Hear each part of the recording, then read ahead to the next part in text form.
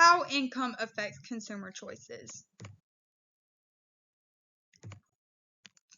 In economics, income and consumer purchasing play two very important roles. That is because all of us have goods that we have to purchase on a weekly basis. What are some goods that you have to purchase weekly? Some goods that I have to purchase would be diapers, food, gas, toilet paper, etc.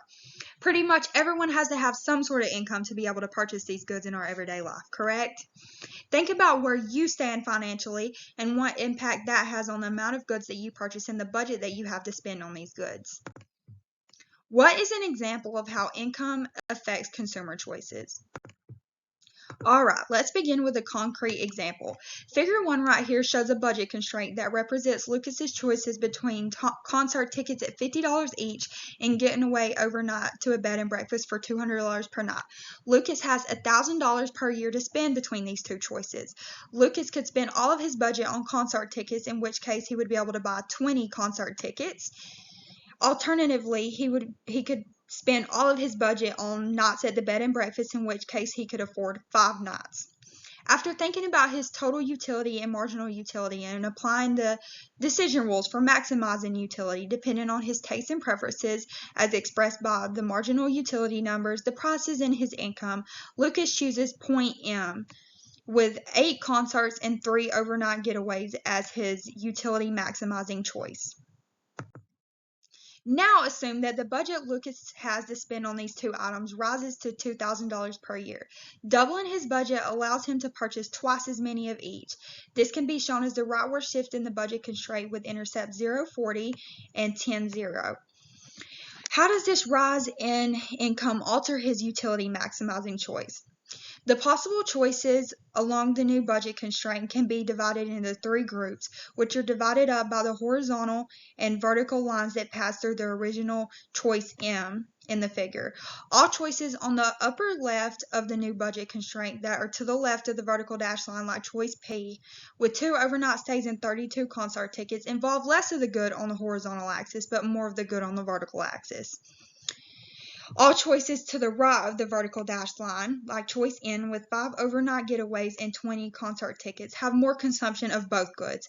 Finally, all choices that are to the right of the vertical dash line, but below the horizontal dash line, like choice Q with 4 concert tickets and 9 overnight stays, involve less of the good on the vertical axis, but more of the good on the horizontal axis.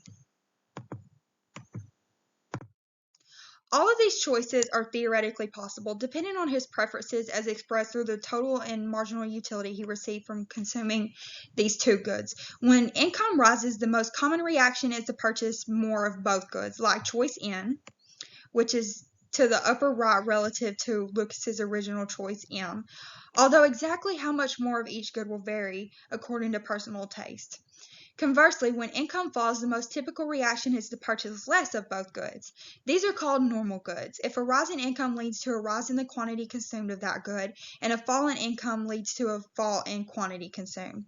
However, depending on his preferences, a rise in income could cause consumption of one good to increase while consumption of the other good declines.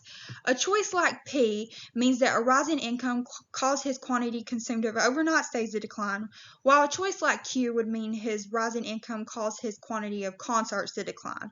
Goods where demand declines as income rises, or conversely, where the demand rises and income falls, are called inferior goods. An inferior good occurs when people trim back on a good as income rises because they can now afford the more expensive choices that they prefer.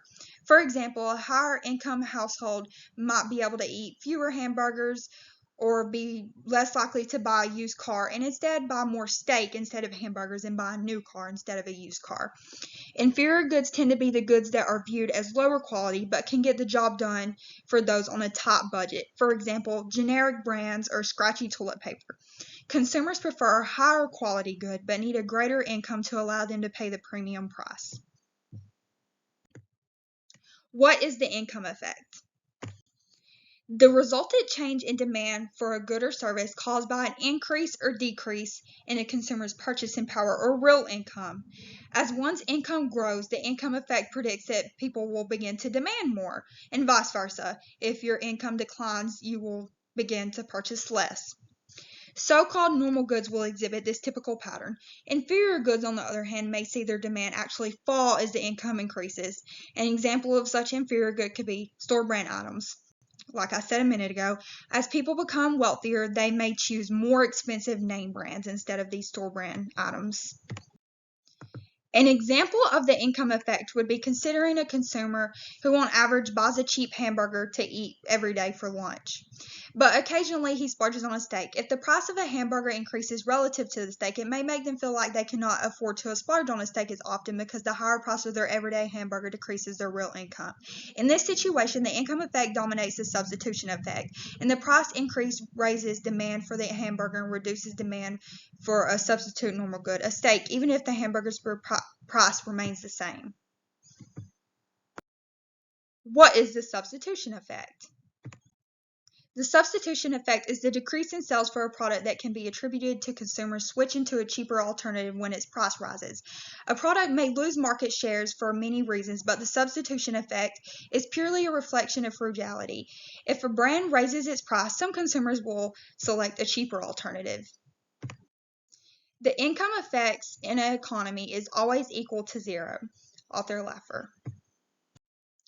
Alright, so the income effect obviously identifies the change in consumers' demand for goods and services based on their income.